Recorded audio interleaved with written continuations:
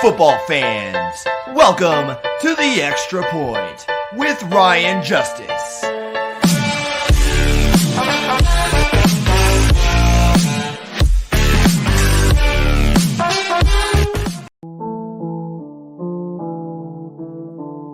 Training camps have begun.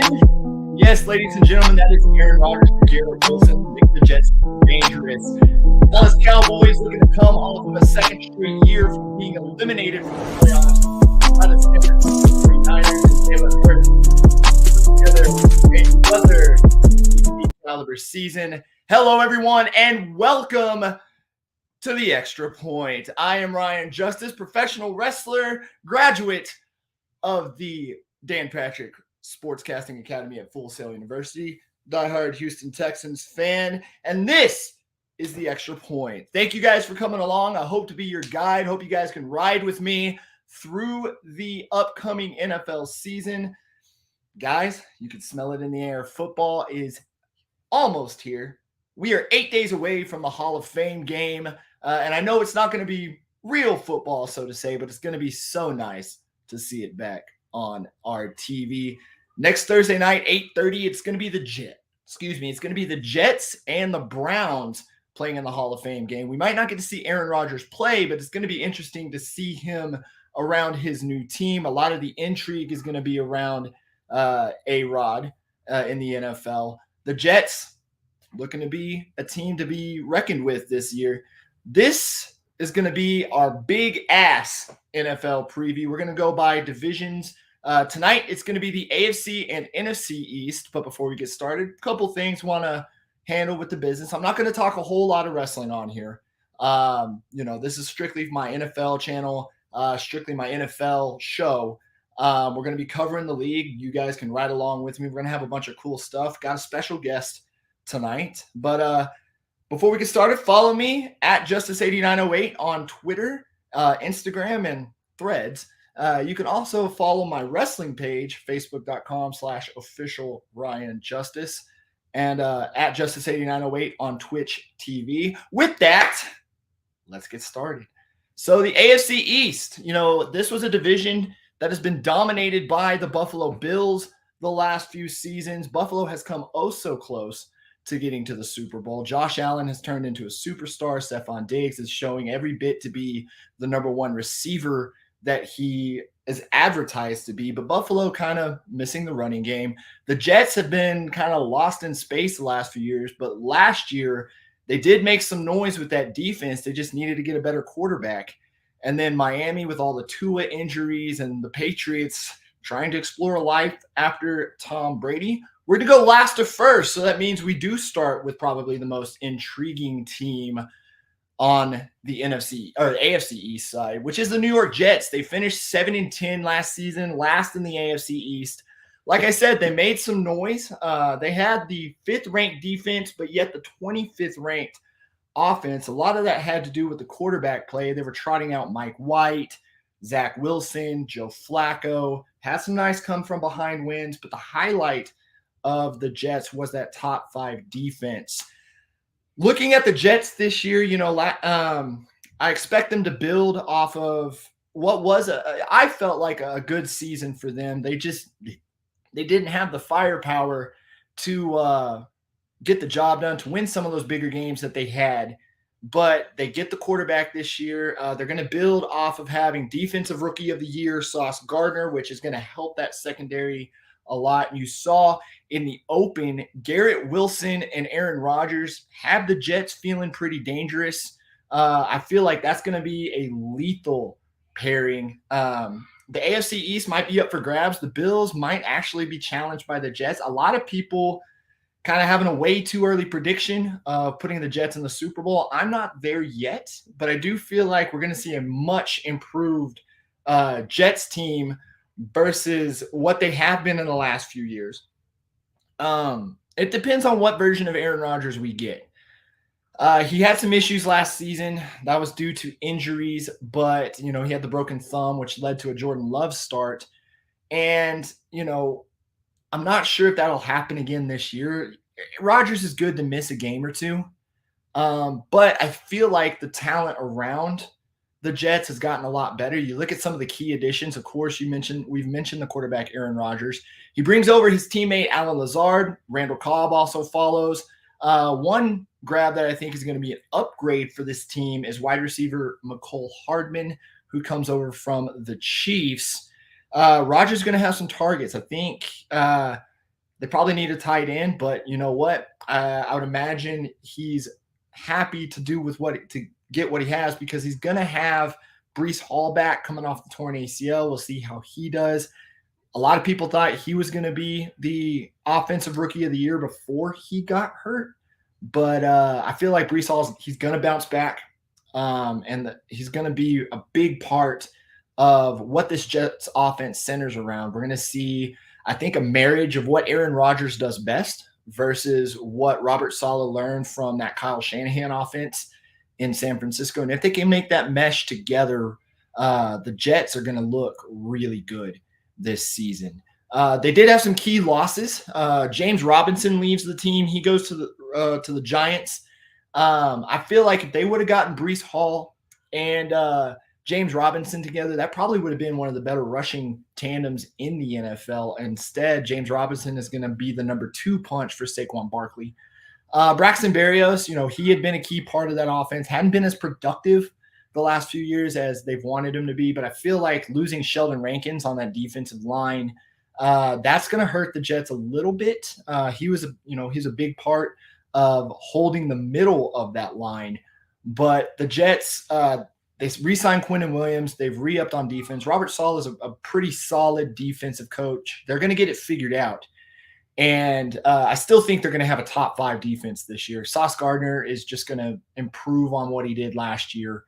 And they added some good draft picks too. Will McDonald comes in. He's going to be an edge guy on the end. Center Joe Tippmann is going to help with the middle of that offensive line. And one thing I think is going to be a concern, though, speaking of that offensive line for Aaron Rodgers, is the health of tackle Mekhi Becton. He had some health issues last year, and they had some issues protecting Joe Flacco, protecting Zach Wilson, Mike White, whoever they were trotting out there.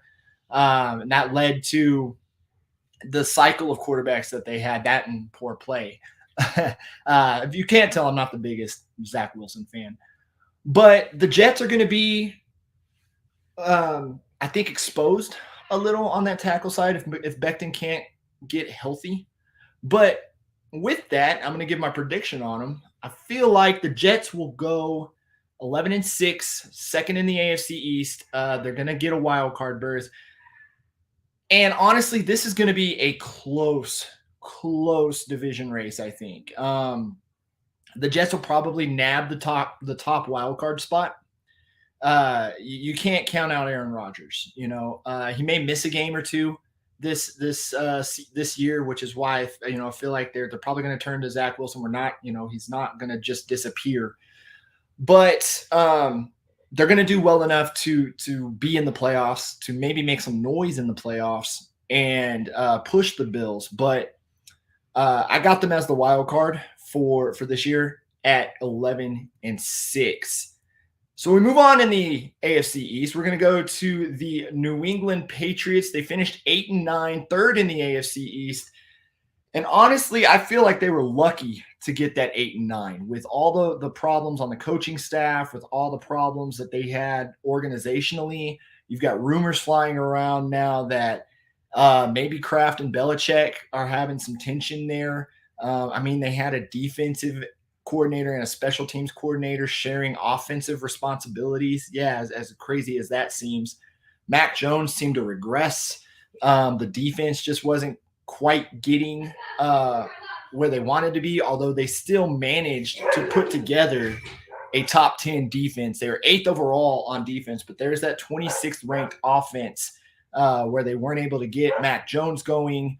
Jacoby Myers wasn't playing the way up to what he had played the previous year. And you felt like the Patriots were trying to make this way too complicated. And it led to that 8-9 record. Now, they did add some pieces. Juju Smith-Schuster comes along and Mike Gesicki. gets on board. I feel like those are going to be two additions that are really going to help out in this passing game. Gesicki was a pretty good tight end last year in Miami. Juju Smith-Schuster, he tried to find a place on the Chiefs.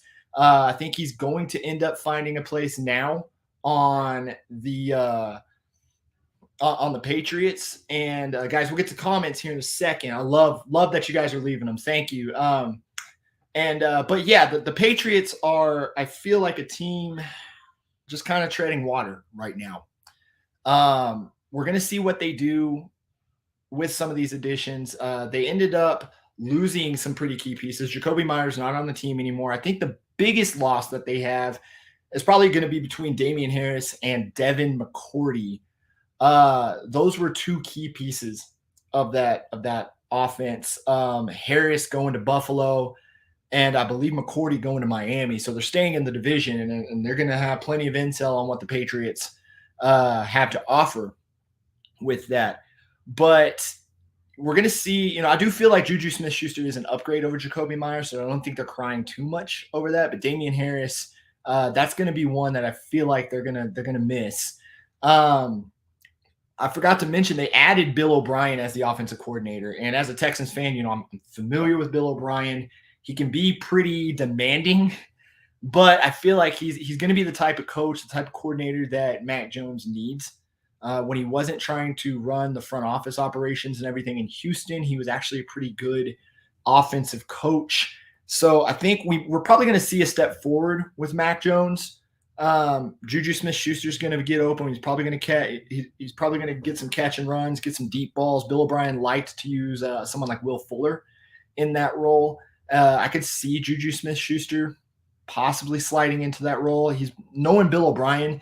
He's probably going to have multiple different roles. He likes to have versatility on that offense. He likes to have guys that can do multiple things, that can do help out in more ways than one. The onus on this is going to be, what can Mac Jones process?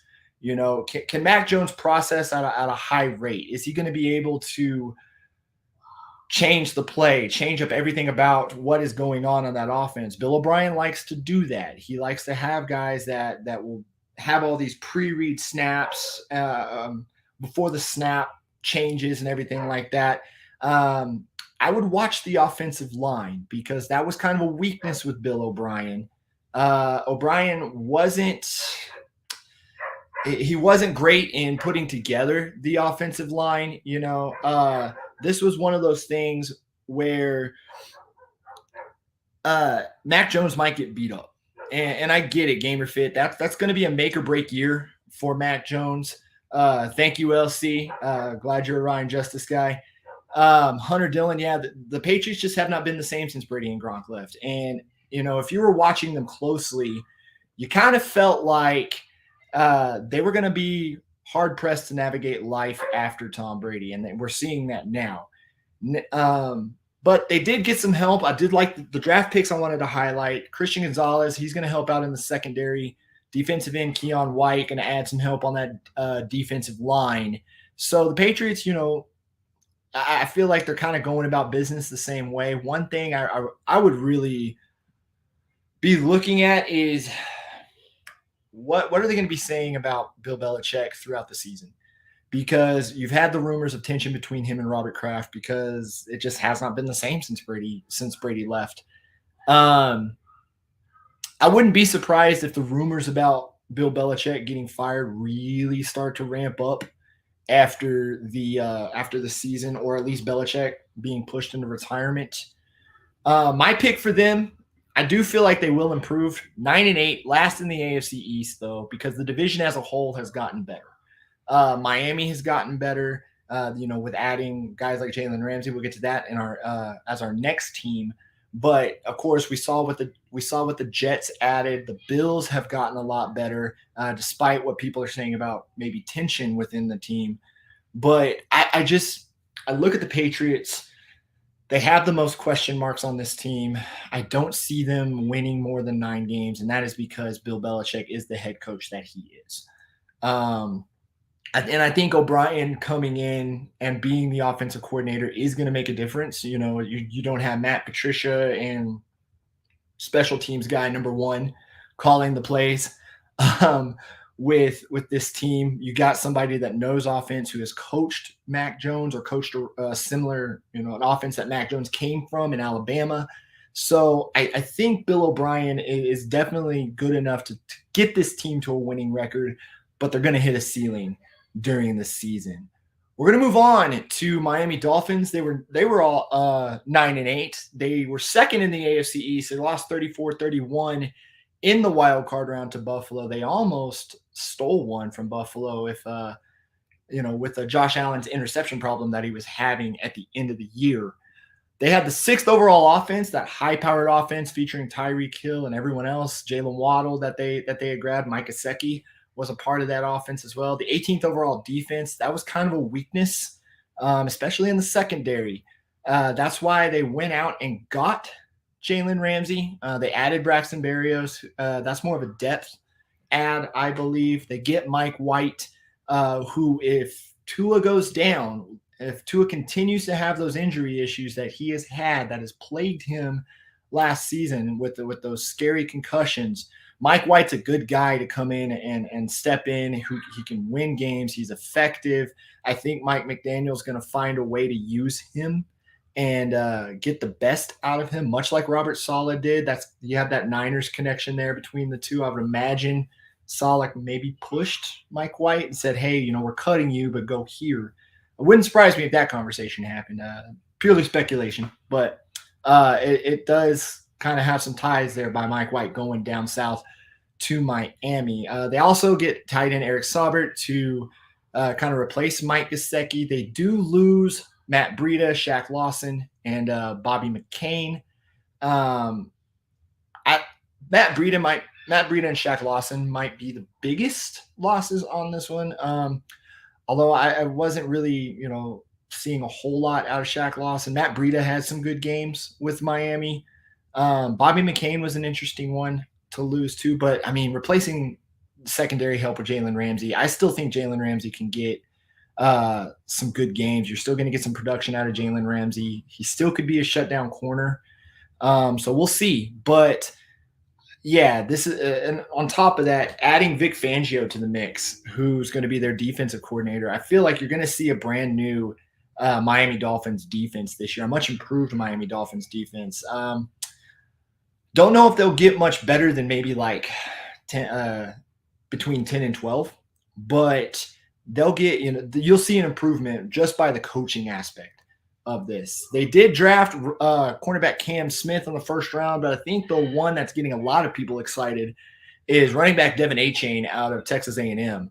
A lot of people are excited for Devin Achane. He could come in and really add to this run game, probably take some pressure off of Tua Tagovailoa as well.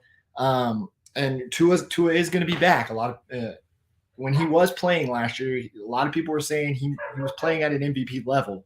It's just they couldn't keep him healthy. But drafting someone like Devin Achane, who could probably pass protect, or if anything, be a quick dump off option for Tua, I feel like that's going to help protect him a little bit more, which leads to my prediction. I'm sorry, I'm all over myself right now. 10-7, third in the AFC East. This is going to be a closely contested division. I don't know if they make the wild card. They're going to be pushing it. But I feel like there's better teams in the AFC East, or this is going to come down to a tiebreaker for those last wild card spots. There's not going to be any losing teams get into the playoffs on the AFC side, at least, I believe.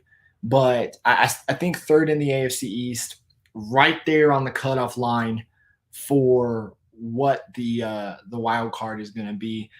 It wouldn't surprise me if they got in as a 6 or 7 seed. I feel like that top wildcard seed, if things play out the way I think they're going to play out, belongs to the Jets. But, man, the Dolphins are going to be right there. They're going to be right there in the mix. But the two teams at the top of this division are just way better and have way more talent up and down their roster. So we move on. Buffalo Bills, 13-3, first in the AFC East. They lose 27-10. To Cincinnati in the divisional round. And in that game, we saw a lot of dissension we see a lot of dissension with the Buffalo Bills. Um, we saw Stephon Diggs yelling at Josh Allen in that game, and you had the whole issue with Stephon Diggs not reporting to OTAs or minicamp this year. Part of that is because of this. Josh Allen, 14 interceptions, 16 games last year. 3 of those interceptions in the playoffs. He had 8 interceptions in his last 9 games.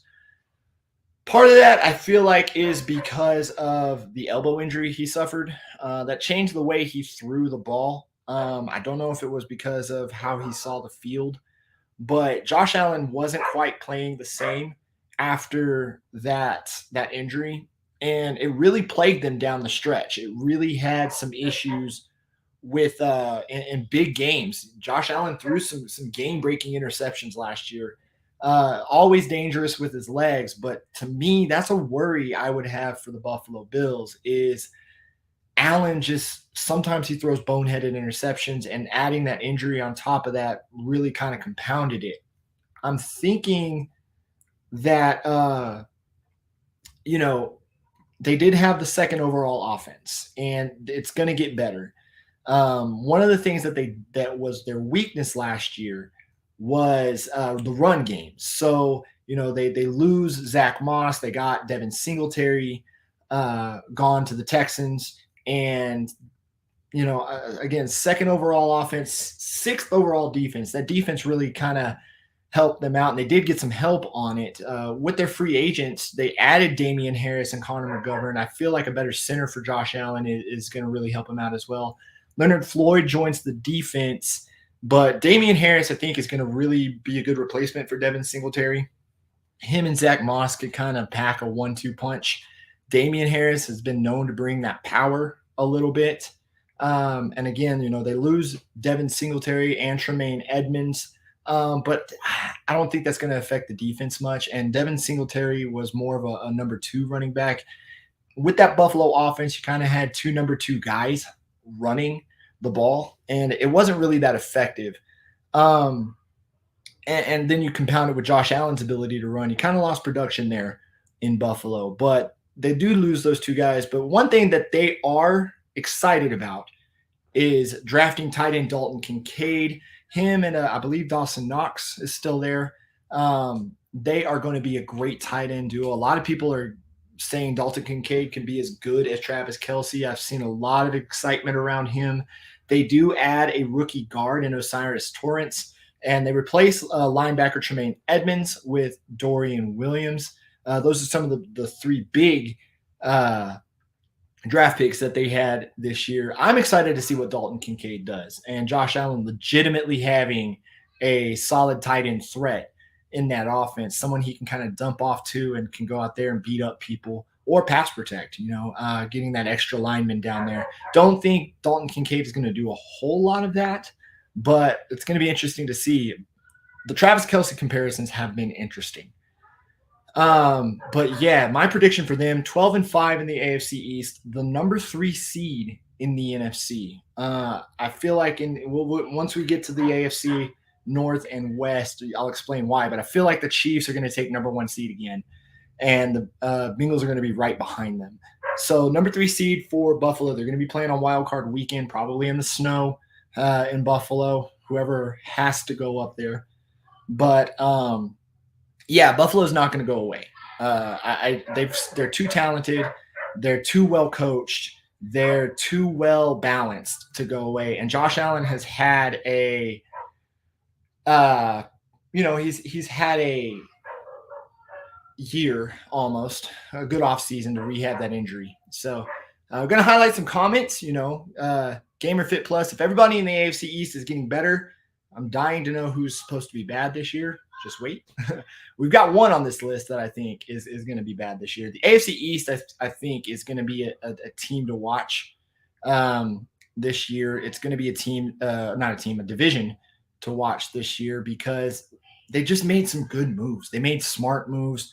They weren't afraid to make big moves. Aaron Rodgers coming into that division, even though he's at the tail end of his career, is a big deal. He's not a 4-time MVP for nothing. And maybe the ayahuasca didn't taste as good in Green Bay, and he can get that super ayahuasca in New York. But he looks, judging from that clip I showed at the opening of the show, with him and Garrett Wilson linking up, that's going to be a dangerous combination. I don't think Aaron Rodgers has had this much talent around him in his career. And that's maybe the Super Bowl year that he won, but he hasn't had it since. He's got a bona fide offensive rookie of the year, a bona fide number one receiver.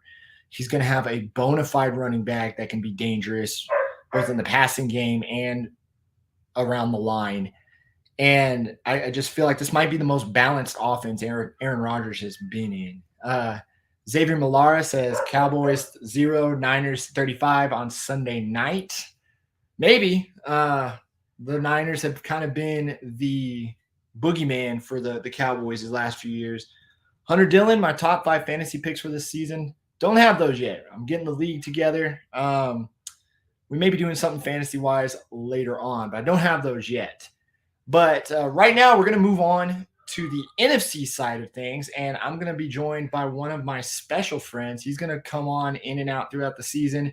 You're going to hear from me. You're going to hear from a lot of my friends, our group that does our fantasy football, talks crap to each other, has a lot of funny conversations with the football side of things, especially those Dallas Cowboys fans. I want to welcome one of my good friends, Curtis Brown.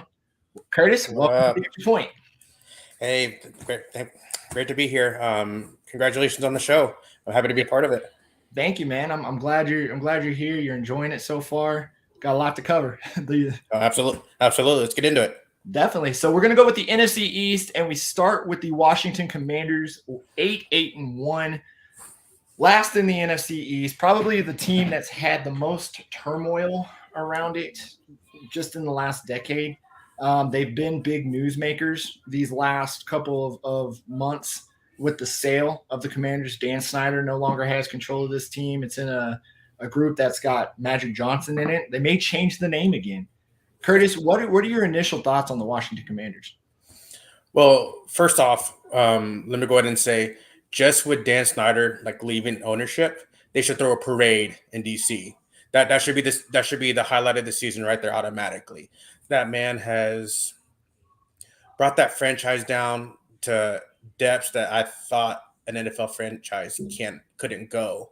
When they say any publicity is good publicity, not with the Commanders, not with them, with him in charge. But now that he's gone, it's almost like that now they can breathe. The fans can breathe, and now they know, okay, now we're going to have hopefully competent ownership, and moving forward, they can get back to what they were back in, I guess you could say, the 80s and 90s, back when they were winning Super Bowls. Yeah, so that's probably the biggest thing for them of the season so far. Yeah, I think the lowest point that I saw with the Commanders last season, aside from what they had put on the field, was that Sean Taylor statue, man. That was it. I mean, you have that. You see the condition that the stadium is in. You see that the way that the rebrand of the name just did not communicate or register with fans at all. The team has just been in such disarray since he took over, and even Ron Rivera. He came out and commented on the new ownership saying, now we can focus on football. Now we can focus on what's happening on the field. Do you feel like the players are gonna respond to having new ownership and not having to deal with this distraction surrounding the team? Absolutely. I mean, it's not even for this season now, but for future seasons. Now, whenever free agency starts, these upcoming free agents, they're going to realize, hey, I can go to a competent franchise now, in Washington. It's just another option. And, when you look at Washington, they're not a terrible franchise. They really aren't. They just have bad ownership. And, as we go into the future, the new ownership is going to, tend to the needs of this franchise and then hire competent. Well, I say not that they have competent management, but the management can almost be freed up to go ahead and make proper football decisions. So I think this year, um, I think they'll be better than what they were last year. But I'm not thinking like leaps and bounds. Does that make sense? No, yeah, it makes total sense. The way I see it, one of the biggest moves that they made was bringing in Eric Bieniemy as the offensive coordinator, and Absolutely, yeah. I think that's gonna be a big boost to the production of the offense. But this team, outside of maybe like Chase Young and Terry McLaurin, is so talent deficient. They did put up the third overall defense and the 20th I overall offense. So was sorry, go ahead. Yeah. no, you're good. So the Well, defense is a high point of this team. Is it enough to carry the team, to carry the team to more than 8 wins? boy, that's hard to say. But one thing about the defense, well, you know me well enough. Like whenever I get in discussions about anything about the NFL, I always look at the stats. I'm a stats guy. Look at the numbers. Like the numbers will tell you what you want more times than not. When you look at that defense, when it comes to like points per game, that's a top five, top six defense from last Yeah. year. I mean, they're everyone talked about how the Cowboys had a great defense. I mean, statistically, Washington had a better one. When it comes to points per game, and I don't think many people realize that. Now, when you look at their schedule, I got their schedule pulled up here. Like, let me see here. Like the first, let me look at the. Let's talk about let me bring up the first 5 games, if you don't mind. Yeah, go ahead. They play the Cardinals, they go to the Broncos, they play the Bills, at the Eagles, and the Bears. So I mean, Okay. looking at that right now, maybe I think if you start out 3-2, as a Commanders fan, I think you're over the moon. I think. I mean, I don't see how they couldn't. Because let me just be honest, they're not going to win at Philadelphia. That's No. not happening, and that we're going to get into that later. The Bills, they might. Who knows? They might have a chance, but I think if they start at 3-2, they're going to be on cloud 9. Now, I'll have to look further into their schedule, but it's how do I say it? That I think they're going to, like I said before, I think they're going to be better than what they were, but in order to become like this, prospective playoff team, I don't see it this year. No, I don't either. And looking at those first 5 games before they get to the Bears, I very easily could see it being 2-2. I could see Washington being a 2-0 team, and a lot of people coming out and saying, "Oh my gosh, are the Commanders back? Is the new ownership working faster than we thought they would?" And then they're going to meet reality with Buffalo and Philadelphia, and we're going to see just how talent deficient this team is. Who knows? Maybe they catch Buffalo early in the season. That wouldn't surprise me if they did. Yeah. But I feel like what we're gonna see is that's gonna be a product of the new offense that Eric Bieniemy is gonna bring in. The biggest question mark with Washington is, what is Sam Howell gonna be? They've put all their eggs in this basket. They didn't go out and even attempt to get Aaron Rodgers. None of the quarterbacks that were out there, they didn't attempt to go get them. They're putting all their eggs in this Sam Howell basket. And you look at who they added, Jacoby Brissett, who has been kind of Mr. Reliable as a backup quarterback. And whenever I see a team that's added Jacoby Brissett, I kind of automatically say, how many games is he going to start this year? Yeah, it seems like he's guaranteed to get a few starts no matter where he's at, because whoever's starting in front of him will get injured. He's one of the, he kind of, how long has he been in the league? He's been in the league for, his rookie year was 2016, because his first start, he shut us out. Gosh, it feels like he's been in the league forever. Mm-hmm. Oh, that was an embarrassing game, by the way. I was very mad. He's going into his 8th season. Yeah. He's going into his 8th season. And I feel like he's been in it for like 13, 15 already. man, it's kind of like Teddy Bridgewater. You don't Yeah. you don't know how it feels like Teddy Bridgewater's been in the league forever, but he really hasn't. And Jacoby Brissett's the same way. He started last year for the Browns. He started most of the year last year for the Browns, and before Yeah. Deshaun Watson came in, he was actually playing really well. Yeah, he wasn't bad. He wasn't terrible. No, he was winning games. He was the reason that the Browns were winning games. And for me, looking at the Commanders, looking at what this is, and the fact that with new ownership, I feel like Ron Rivera might be on the hot seat. I feel like if he doesn't show some kind of improvement on the field with this team, we might be looking at either Eric Bieniemy stepping up and becoming the head coach, or them scrapping that staff altogether, even the GM, and just saying, "Hey, we're starting new." That I get I kind of feel the same way, but it seems like Ron Rivera has just been given a bad hand ever since he's been there, and I guess we already touched base on it, with the previous staff, but I don't think he's had a winning record since he's been at Washington. But Yeah. he's been pretty much 500 or just below. Or he's either been, I guess, what used to be the 16 game schedule, 7-9. Yeah. He wasn't quite 500, but he's usually 7-9 or 8-9, right around there. So, I mean, he is coaching for his job, and I think in order for him to save it, or at least get another year, they need to have a winning record.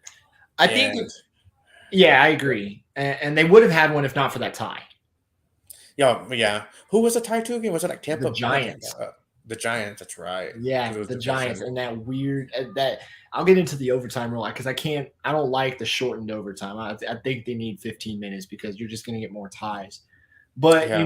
with a Ron Rivera coach team, it's going to be a good defense. It's going to be a defense that's going to be impactful. They're going to make plays. They're going to keep teams in the game. You look at who they've lost, and they did lose Taylor Heineke, who I felt like should have been the starter going in last year. He played really well. He carried this team, and when they needed to be carried, Carson Wentz just wasn't what he was. J.D. McKissick might be a big loss for them as well. So would Trey Turner, Bobby McCain, we talked about earlier. They did draft Emmanuel Forbes in I believe the first round with him. So they get some help in the secondary. Quan Martin also at safety and cornerback to probably replace Bobby McCain, and center Ricky Stromberg. It's going to be interesting to see if he gets the starting job. A lot of times third-round centers are pretty reliable guys, especially with a young quarterback like Sam Howell. I'll get to my prediction. I want to see if you agree with it. I've got them at 6-11, last in the NFC East. I think they take a step back just because they're so talent deficient. I would say 7-10 because I feel like that's what they've been these past few seasons with Ron Rivera as the coach. But 6-11, it's hard to argue against it. Maybe me saying 7-10 is just being generous, but I think the 6-11, 7-10 mark, 7-11 mark. Oh, sorry, 7-10. Sorry, long day. No, I feel you. I think that's fair. Again, if they got to 9-8, Ron Rivera saving his job, but I think 6-11, 7-10 is probably fair. Yeah, I feel like they're probably going to be a top 10 draft pick next year, which that might help. They may have a quarterback fall into their lap, and they may trade up. But yeah. The record. This is a team that I don't think the record is going to be the determining factor on if they move on from Ron Rivera. Mm-hmm. If they move on from Ron Rivera, it's going to be because of the way the product is looking on the field.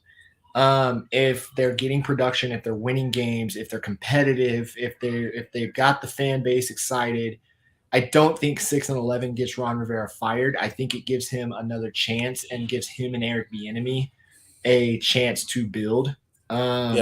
But with the way the NFC East is built and just how good every team in that division outside of Washington is, I just don't see them overcoming anyone else in that division. Moving on, we're going to go to New York Giants, 9-7-1. They had that tie with the Washington Commanders. Third in the NFC East, they got blown out by Philadelphia in the division round. They got the win over Minnesota in the wild card.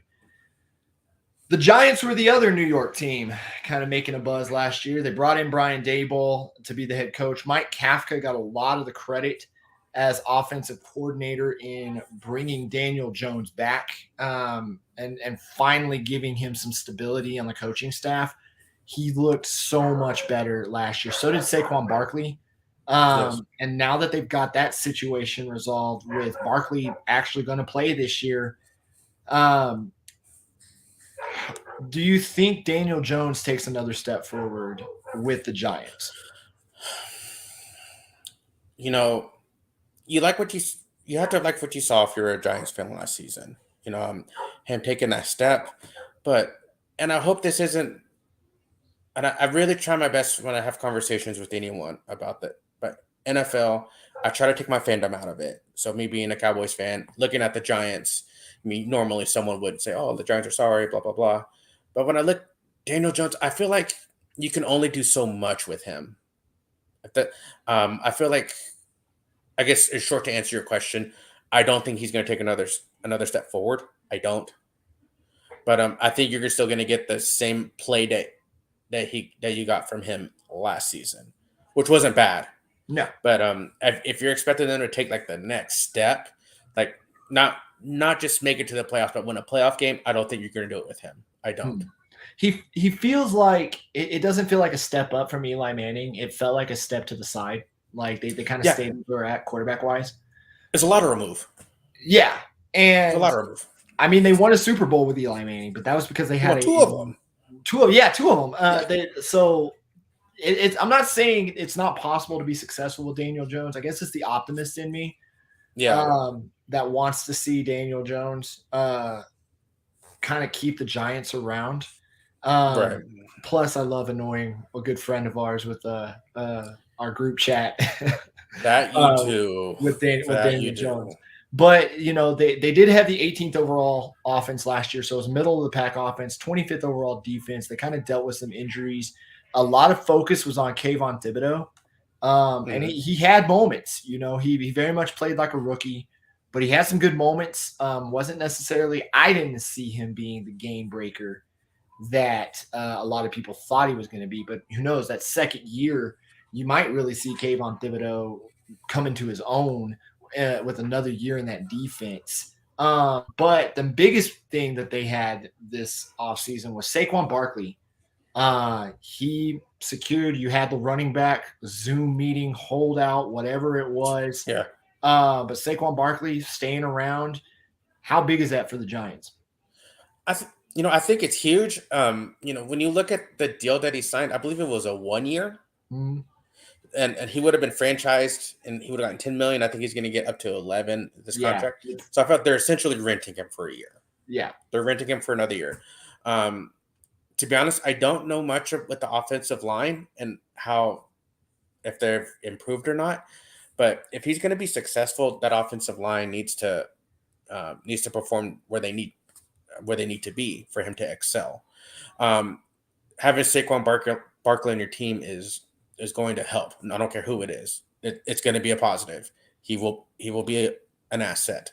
To me, it just goes to the offensive line. You know, like if he's going to be successful. Whenever I played football, but I'm an offensive line guy. For me, like if your offense is going to be good, you have to look at your offensive line.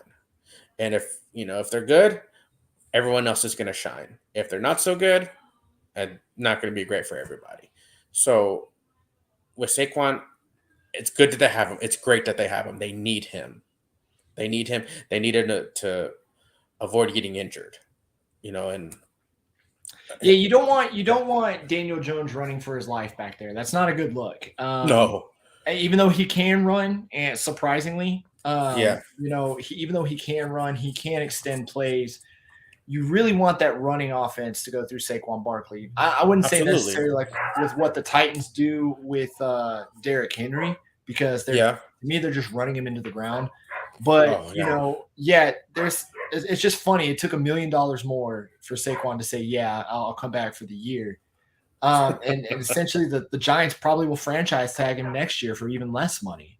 So, Yeah. you know, but I look at what the Giants have added, and here's, you know, they add Paris Campbell, who was a good receiver in Indy. The big one for me though is I don't know why I've had Bobby McCain on here. I've seen him at 3 different places. Uh, First show, everybody. But to me, the big ads are going to be wide receiver Paris Campbell. The biggest one to me is Darren Waller. You know, Yes. that's going to give Daniel Jones that reliable tight end, a red zone threat, a tight end that could take over a game. Ashawn Robinson's not one to laugh at either. Jamison Crowder, I believe, is going to add some speed. They definitely upgraded at the wide receiver position, but Darren Waller, man, in a Giants uniform, that's going to be a big one. Yeah, I won't be surprised if Darren Waller makes the Pro Bowl this year for the NFC. I think if they utilize him the way that they should, um, I mean, he's going to be such a, I guess, a blessing for that offense. Like, you know, I talked about the offensive line. Yeah, They're going to love Darren Waller. yeah, And they're going to love him too. I don't want to say I'm not trying to be a prisoner moment as we're speaking, but that might be one of the best pickups in this free agency. yeah. I Um, agree. you know, Yeah, I mean, Darren Waller to the Giants is it might be a game changer for them. yeah, like as I mentioned before with Daniel Jones, um, I think he's maxed out what he can do, But if he has more weapons around him, um, the team will fare quite better. But I don't think it'll be because of him, if that makes sense. No, I agree, and that was one thing that kind of was a knock on the Giants last year. They didn't have a whole lot of talent around Daniel Jones and Saquon Barkley. I Yeah, mean, you had Kenny Galladay who couldn't get on the field, yeah, and they paid him all that money, and he only had like less than 100 yards. You know, you lost a lot of guys that probably needed to go. You know, they did lose King Gates and Fabian Moreau on the defense, but to me, they didn't really lose anyone that's just going to break the team. I feel like they upgraded at most positions. The yeah. draft, though, the last 2 drafts for the Giants, I feel like have been really well handled. Yeah, And they've been nails. Yeah, you've seen the improvements on this team and the young core of this team. They get Deonte Banks, who's going to help out in the secondary. John Michael Schmitz, who is going to help out on that offensive line, like you said. he was a second round pick, right, or a third round Yeah, pick? I think he was day 2 for sure. I think. no, he's second round. Yeah. Okay. And then Jalen Hyatt. I feel like Jalen Hyatt is going to be the one that kind of breaks out. He's going to be the rookie that's going to kind of shine on this offense. Mike Kafka Okay. and Brian Dable are really going to use him well, and I think he's going to end up developing a really good connection with Daniel Jones. Yeah, I mean, I remember that receiver from Tennessee that you just mentioned. He was tough. Tennessee was I follow college football as well. Not as much as the NFL, but I do follow it. And he was tough last year. He was very reliable at Tennessee. One of the reasons they got where they went. So that's going to be he's really good pickup there for them. But yeah, like I mean, the I was speed kind he of brings. being not. Yeah, he can Go take ahead. the top off. Yeah, I was He going can to take say the top off. the speed he brings is invaluable. And so, and you know, I keep thinking like, you know, like they're gonna, and I hope I'm not jumping the gun here, but like with predictions or anything, but you know, I can see like I wouldn't be surprised if they make the playoffs again this year. Neither Like I. they're, like, you know, they've only improved. Like you can see that the team is moving upward. They're trending upwards. You know, so you could see them like last year. Were they the 7th seed or the 6th seed? I think they were the 7th seed. No, the 7th seed was Tampa. So they got in at the 6th. That's right. Because Tampa got in with that losing record. And That's then right. But they hosted a playoff game. They what? They host? Didn't they host a Tampa, Tampa hosted. They won the division at 7-9. Yeah, because it was Tampa, Dallas, Tampa, Dallas, Giants, and Vikings. Yeah. So they may have been the 6th seed. Yeah. Well, anyways, they're not going to win the division. I don't feel like, but No. they should be a playoff team this year. They should. I Like I agree. said, they're trending upwards. I agree, and that's where my prediction is. I'm pretty optimistic on the Giants this year with the additions that they have. I got them 11-6, second in the NFC East, and a wild card team. I'm sorry, Cowboys fans, but and I'll give my reasoning here in a second. But I've got them 11-6, second in the NFC East. There will be a wild card team. I think they get in around a 5 or 6 seed. I definitely don't see them as a 7 seed. But 11-6, second in the NFC East, a wild card team. And we'll see where they go from there because they have made improvements. They, like you said, they are trending up. They are a team that does have a lot of people buzzing and talking about them. Yes. And now that they've got Saquon Barkley, if Saquon pulled a Le'Veon Bell and held out for this season, I would have dropped that win total by at least 3 wins. Yeah. But I feel like with Saquon back, they got speed in Jalen Hyatt, getting Darren Waller. The defense may hold them back a little bit, but I feel like the offense is going to have a lot of improvements. So 11-6, second in the NFC East and wildcard team is where I've got them at. And see, with them, I was thinking more of just a tad bit below, maybe a 10-7. I think if they finish with a 9-8, I think that they would have most Giants fans would deem that as a disappointing season. But I was thinking more 10-7, but they could very well go 11-6. Like I said, because they're turning upwards. I agree. And here's the thing. Just because they're a wild card team and at second in the NFC East in this division, because it's so close with the top 3 teams, it doesn't necessarily mean I've got the Cowboys tanking. And here we go with your team. Oh, boy. Here we go. This is where it's going to get interesting, folks. Dallas Cowboys, a second year of 12-5, second in the NFC East. They lose 19-12 to Brock Purdy and the San Francisco 49ers in the divisional round after absolutely trouncing the Tampa Bay Buccaneers in Tampa and in the wild card round. They had the 12th overall defense and the 11th overall offense, so they're really balanced on that end. Micah Parsons had a breakout year last year, and he's got some help on that defensive line to where it's not all the focus is not just on him. How much do you think that's going to help Micah Parsons this year?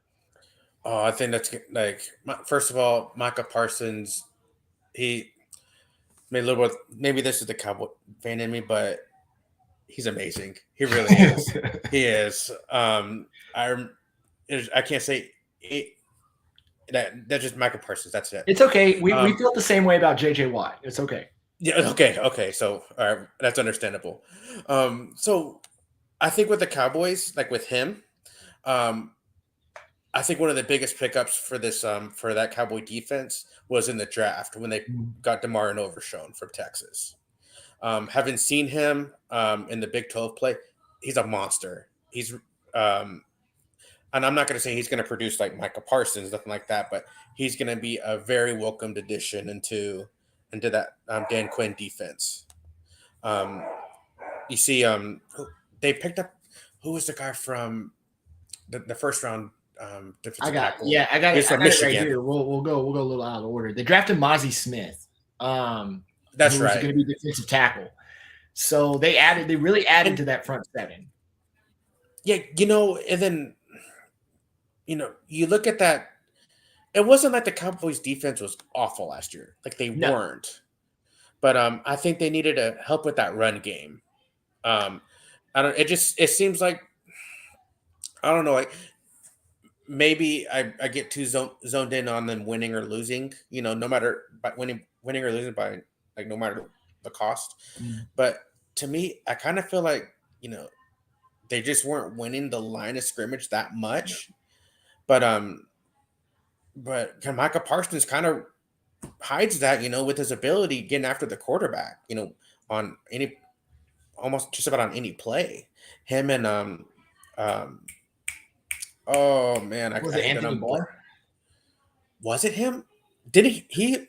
I think he just left the team. No. Yeah, he did. He's not on the team anymore. We'll go through who they added.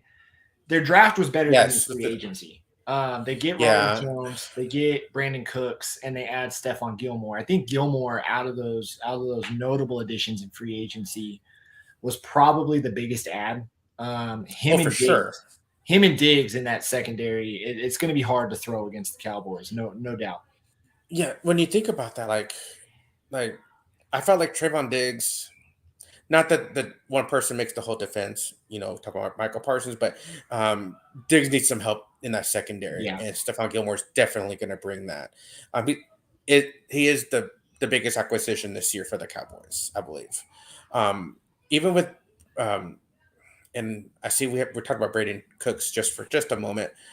Um, I feel like he's how do I say it?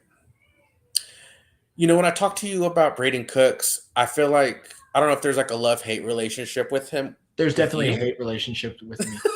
Okay, I tried to be generous. Sorry, Ryan, but I feel like he's going to be a key part of that offense, or at least the passing offense. I think that I don't want to say they're set, but I feel like you're going to get more of the same with them on the offense passing side.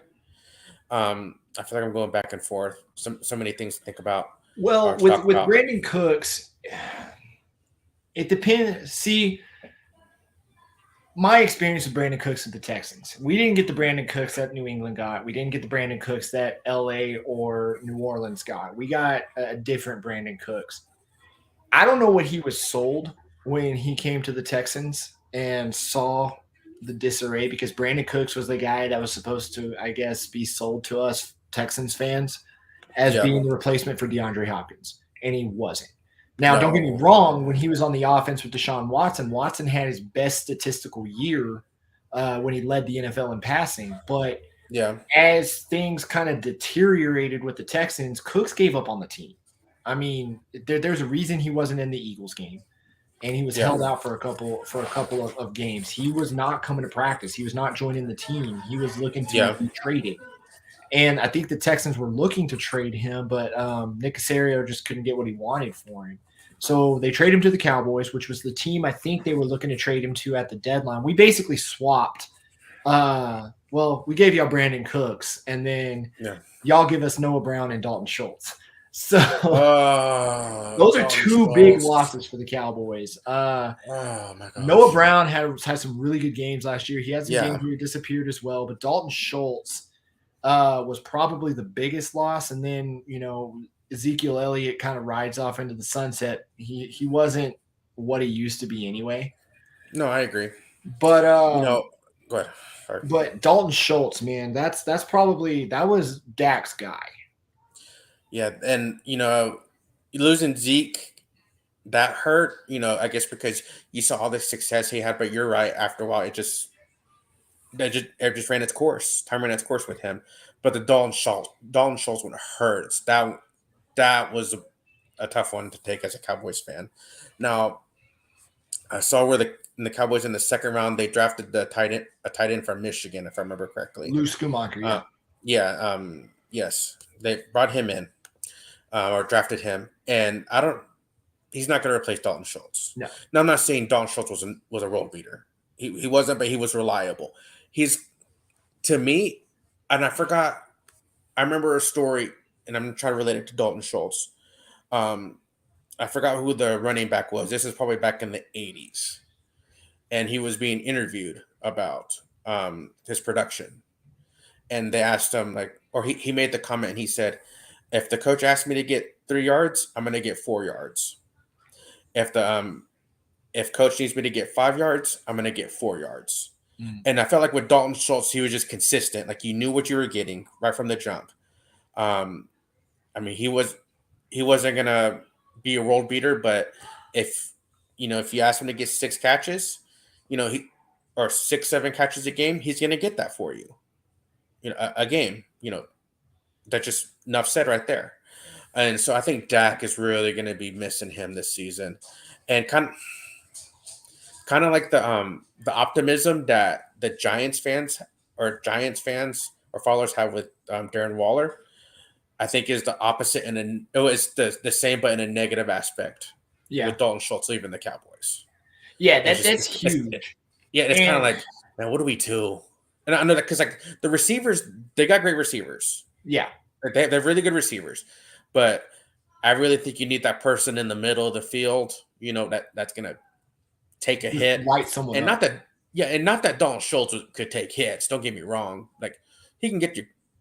I just don't think he's not the guy where post up 10 yards down the field. I'm gonna get you the ball. I'm gonna catch that ball. Like kind of like what Darren Waller is. That So I think reliable. Yeah. Well, my deal with the Dalton Schultz is Cowboys, reliable. and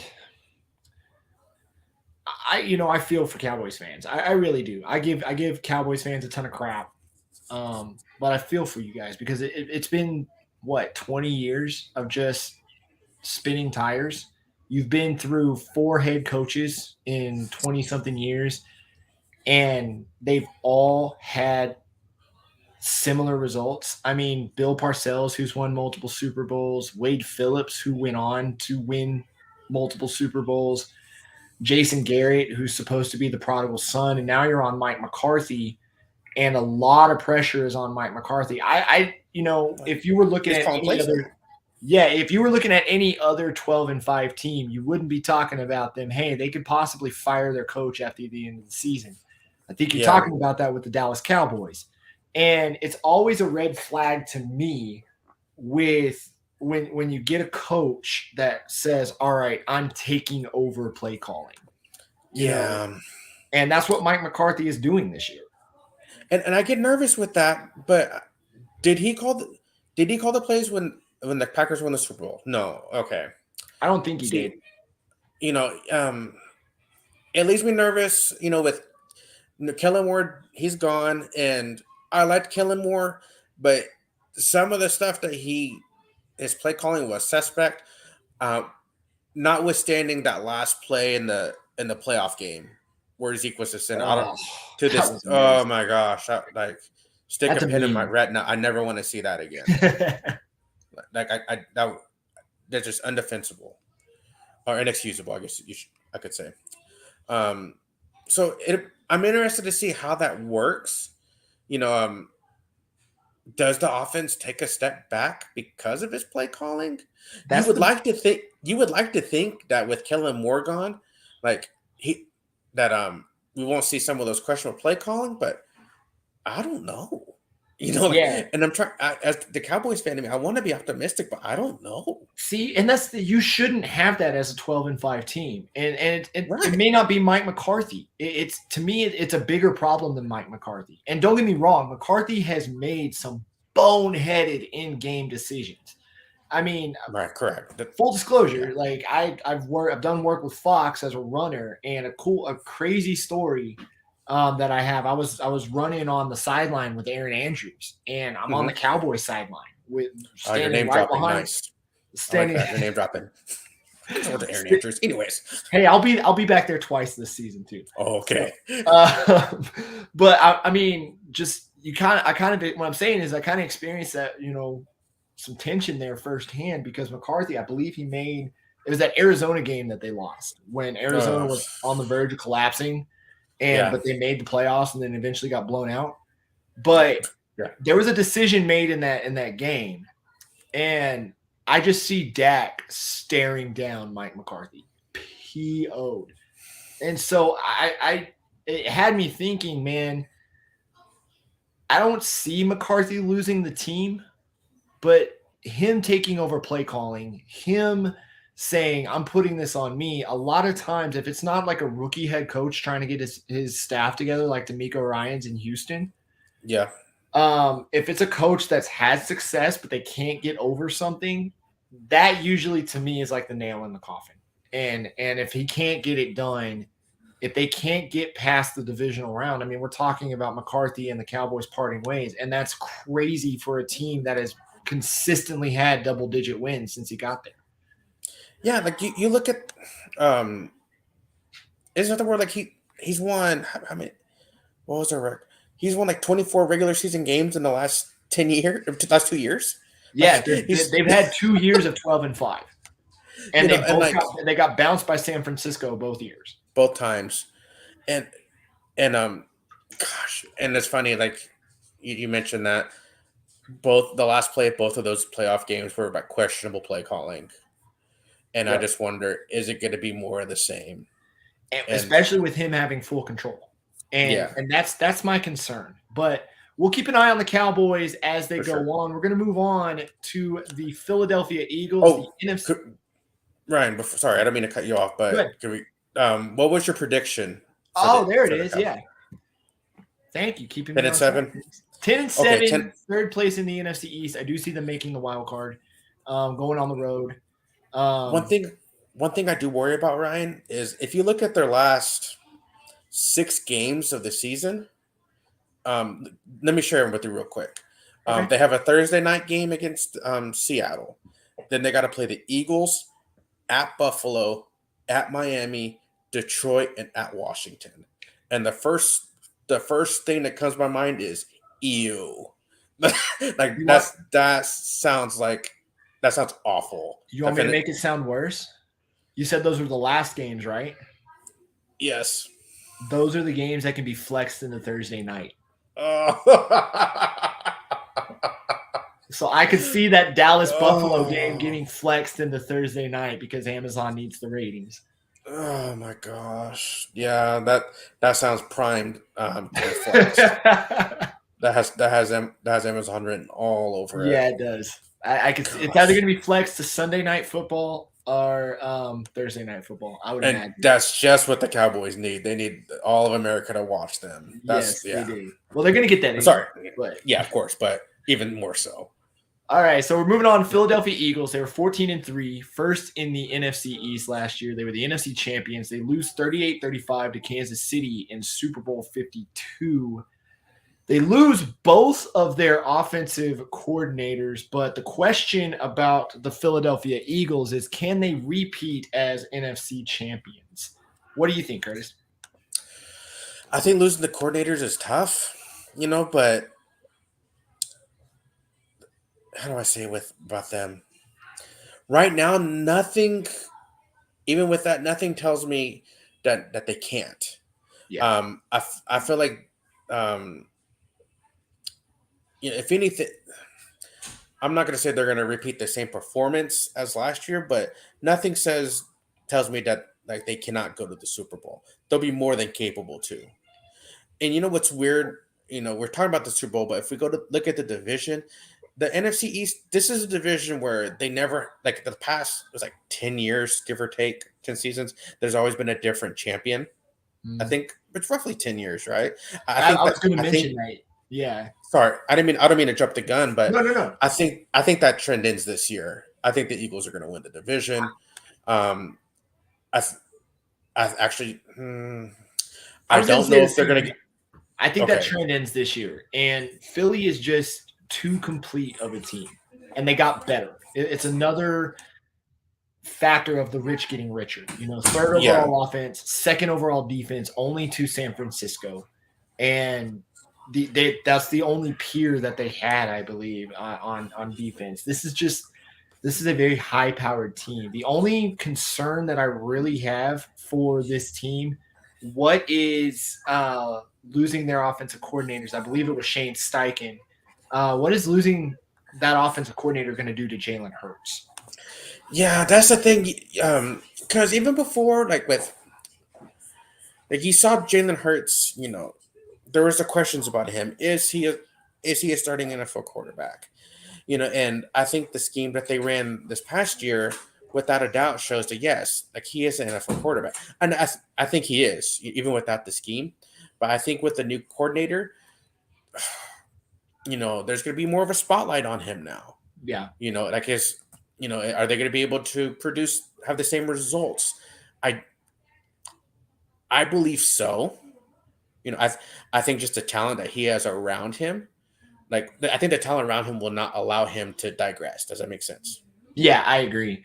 Well, the thing is, it's. I feel like losing the coordinator might be a little bit easier of a blow to absorb than losing the head coach and having to go through a completely different system, because they're still running Nick Sirianni's offense. They're still running the offense he wants to run, the offense that Jalen Hurts is familiar with. And he was the one that got the most out of Jalen Hurts. So you look at who they added, and like I said, the rich gets richer. They add. I cannot believe I misspelled that again. First show, guys. Marcus Mariota, DeAndre Swift, and Rashad Penny. That to me is going to make up for what they've lost. They add Greedy Williams and Terrell Edmonds. They lose quarterback Gardner Minshew, Miles Sanders, which I think it's the Miles Sanders and Andre Dillard are probably the two biggest losses for this team. But Yeah. what do you think about them adding DeAndre Swift? DeAndre Swift. He's certainly not going to diminish the product on the field. No. Definitely not. It's almost like the rich get. I don't want to say the rich get richer, but yeah. I mean, I'm trying to think of another saying, but I guess we just default to that. The rich get richer. Like, and it's not like the running game was terrible. You know, if anything, now they might even kick it up a notch. And they might even ask less of Jalen Hurts, you know, to bail him out. You know, if this running game, you know, is going to be what I feel like it's going to be, especially when you add someone like DeAndre Swift. I feel like the Eagles are grateful for sports betting because they wouldn't have had DeAndre. I feel like if the Lions had waited to get rid of DeAndre Swift and the whole sports betting thing came down, I think it was the running back Williams that got suspended for the season for it. They wouldn't have DeAndre Swift. And I don't know. I want to say he was better than Miles Sanders, but Sanders just got so. I mean, he wasn't really being used much in the Eagles' offense anyway. And then you pair that with Rashad Penny, who has been such a reliable running back, I guess, except for he's been injured, but when he's on the field, he made a difference in Seattle. Greedy Williams is going to be good in the secondary, but where the Eagles really shined and where you just looked at the Eagles and went, "Are you serious?" was in the draft. And they get they get Jalen Carter, who a lot of people were thinking was going to be the number 1 overall pick. Ryan, he's a monster. And then on top of that, they added Nolan Smith to that as well. So that defensive line, they can lose Ndamukong Suh and replace it with these two guys. Carter, and then they get a tackle and guard in Tyler Steen to hopefully replace Andre Dillard. Yeah. I don't see how the Eagles are less than 12 wins this year. It would have to be a catastrophe. Didn't they pick up a corner from Alabama or Georgia? One of the big SEC schools. I'll have to look at their draft. Let me see real quick. I think it was that. That sounds, yeah, I think so. I forgot what school it was. Doesn't matter. I know it's Alabama or Georgia, but yeah, like that's why, like, you can't, at least in my mind, I can't help but think, how can they not repeat not only as the division champs, but the NFC champs, the conference champs? Yeah, the NFC champs. It's very hard. Well, it's difficult to come up with the argument against it. Yeah, and the only thing, like you said, was the coordinators. No one in the NFC. Well, what's working for them too is that it just seems like they are so far ahead of the rest of the NFC. Like of the NFC, okay, yeah, okay, not the NFL, because I don't think. I mean, they clearly went ahead of the Chiefs, but I feel like when it comes to the NFC, there's only one team that you can really compare them against, and it's San Francisco. And you could argue that if Brock Purdy had not have gotten hurt and the Niners had another quarterback, we probably would have been looking at a Brock Purdy versus Patrick Mahomes Super Bowl. That's very fair. That's very fair. And that's I hate that he got hurt, because now we do play the kind of like the what if game. Like I never want to see anyone get it. Oh, well, with the Super Bowl, yeah. Yeah, like I'm thinking, like, had Brock Purdy played, like, had he not got injured in that title game, what would have happened? Because he was playing really well. Yeah, and I hate doing the what if game, but what if? It's very plausible. I say it's hard to make an argument against the Eagles, but you have the 49ers out west.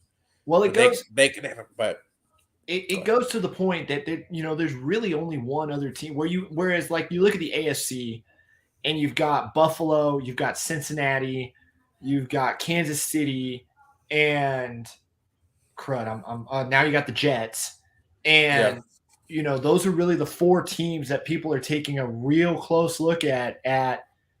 Okay, what are they going to do in the? How can they get to the Super Bowl? Or which of these four teams is going to get to the Super Bowl? And you look at the NFC, and it's really just those two. You can't really see anyone else in the NFC overcoming the real contenders in the NFC. Those are the two. Those are the two. The Eagles and the Niners. Everyone else seems like they're playing for third right now. A distant third. Yeah, like it's a real distant third. Exactly. So we'll get to my last prediction of the night. I've got them 13-4. First in the NFC East, NFC champion, probably the number one seed in the NFC. They're going to be competing for it with San Francisco, though, but I just don't see anyone stopping Philly.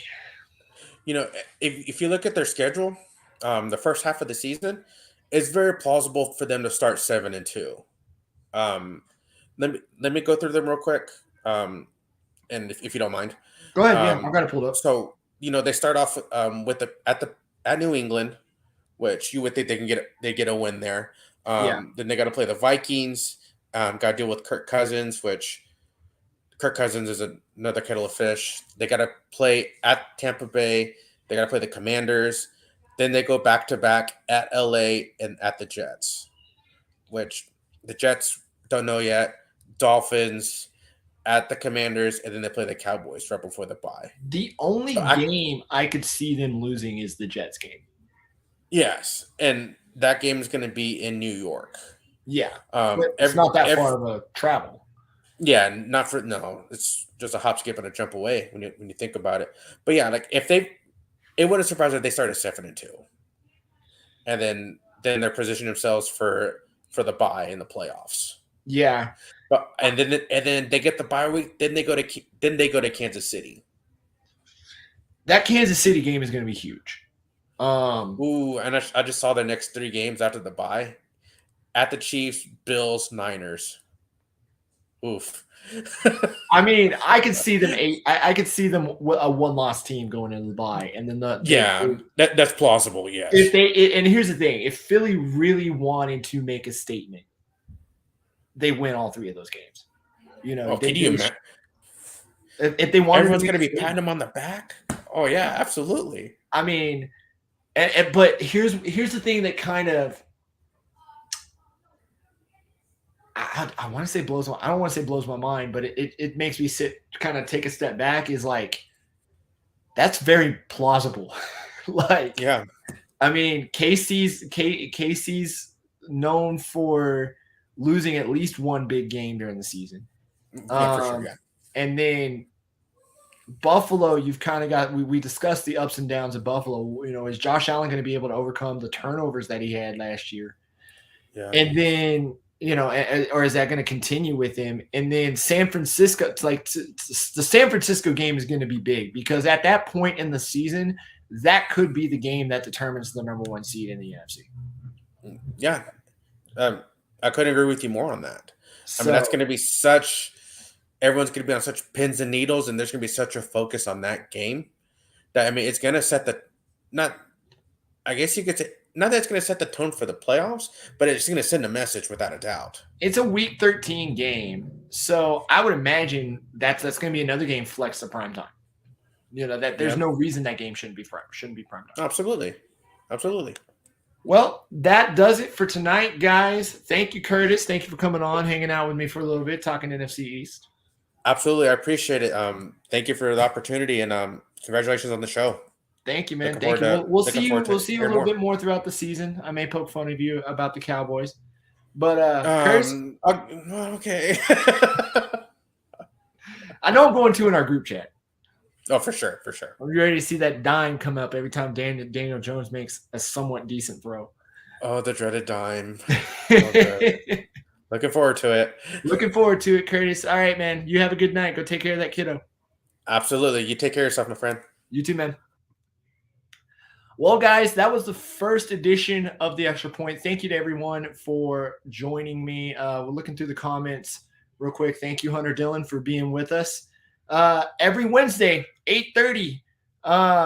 We're going through it. We are getting you ready for the NFL season. Going to be a little bit shorter once we get into the season. For those of you watching me on my Facebook, so this is going to be on my personal Facebook page again for the first 4 episodes or so until we get done with the big NFL preview, and then we're switching over to the main page. So go like the Extra Point with Ryan Justice on Facebook, and then follow me again at Justice8908 on Twitter, Instagram, and Threads.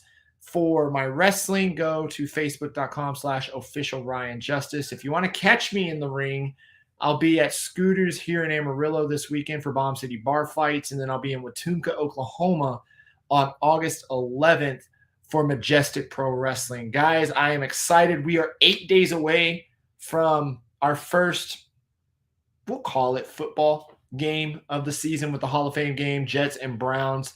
But until then, guys, thank y'all for joining me. Have a good night, everybody.